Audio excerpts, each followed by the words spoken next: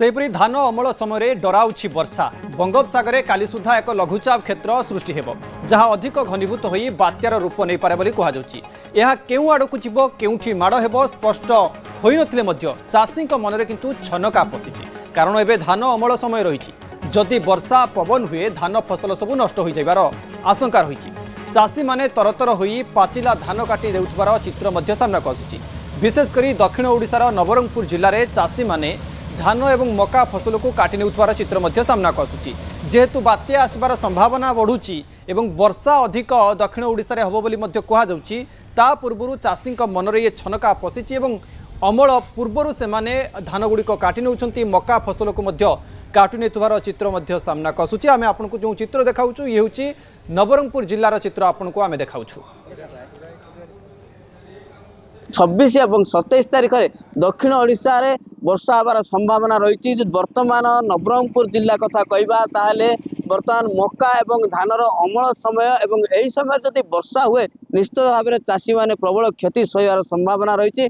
एणु चाषी अति तरबरिया भाव में धान एवं मक्का को काटी सुरक्षित स्थान को नवा को आरंभ कले। एइथिपई दिन राति एक करी चाषी माने काम करुचंती। जदि आमे कहबा ताहले नवरंगपुर जिलार पाखापाखि 70 ରୁ 80 भाग धान और मका अमल हो सारी वर्तमान जी धान और मका अमल होबाकू अच्छी से सब नष्ट होबार संभावना रही। तो चाषी कौन कौन सुरक्षित व्यवस्था कर आम निकट किसी चाषी अच्छा आसतु सीधा सड़क आलोचना करें। कौन कह आप जो चाष करते केते एकर धान चाष करते, तो बर्तमान कौन करुँच लघुचाप संभाव्य लघुचाप वर्षा को दृष्टि रखी अमल करचु खला आनिक रखीचु।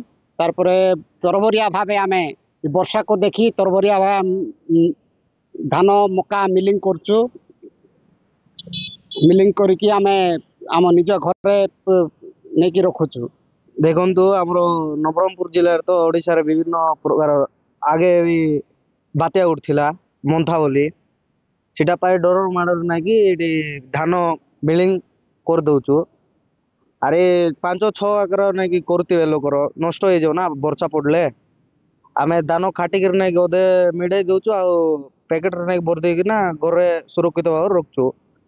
आमर ये मका चाष विषा एमती आगा मिलिंग करवार अच्छी फास्ट रे ना तो सुखाई ना कि पानी आसले तो सब आरे अदा हो ना ये बासन दरज बोल ना कि आमको डर मार्चे धान पाई पानी नस्ता। ये आमर नाल पटरे मिसा ना कि जितकी पानी अच्छी काटिक ना कि वर्षार मिसा थिला पानी केलानार छाड़ देइचंती एबे सीटा पाए डर माडर ना कि वर्षा आरे आइबो बोल ना कि हमर टीवी न्यूज रे देखौचिन अरे मोबाइल रे देखु सीटा पाए जल्दी काटी के घरे सुरक्षित भाव रख दउ। तो निश्चित भाव में जो आलोचना करूँ किसी चाषी कहवा अनुसार जो संभाव्य लघुचाप आसबार संभावना रही ताकू नहीं कि चाषी कूल मध्य भय सृष्टि होती। चाषी से जो बर्तमान अमल हो सारी धान एवं मका ताकू केमिति घर को आने सुरक्षित स्थान को नेबे आवश्यक पड़े जरी पाल घोड़ेकिना धान को केमिति रखिए मका केमिति से चेष्टा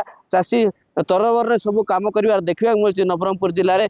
जदि यही लघुचाप वर्षा